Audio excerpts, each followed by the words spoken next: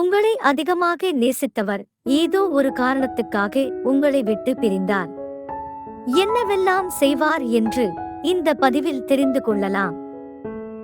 1. அவர் உங்கள் மீது வைத்த அன்பு உண்மை என்றால் எப்போதும் எதையோ இழந்தது போலவே காணப்படுவார்.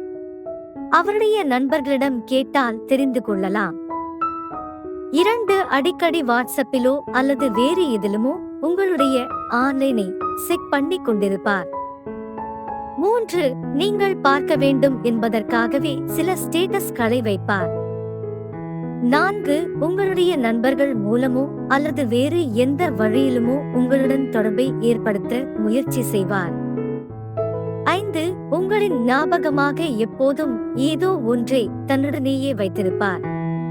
அது என்றோ ஒரு நாள் உங்களால் அவருக்கு கொடுக்கப்பட்டதாக இருக்கும். 6. உங்களைப் பற்றியே அடிக்கடி தன்னுடைய நண்பர்களிடம் பேசிக்கொள்வார்.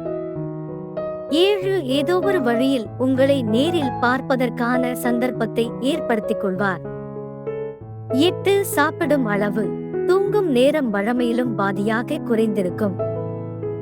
9. உங்களை பிரிந்த சோகத்தில் எந்தவொரு சந்தோஷமான தருணத்தையும் அனுபவிக்க தவறியிருப்பார்.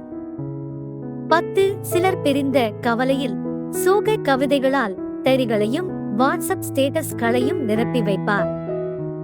11. உங்களுடன் சண்டை பிடித்து பிரிந்திருந்தால் உங்கள் மீது உள்ள அன்பினால் ஈகோவை பொருட்படுத்தாது மீண்டும் தேடி வருவார்.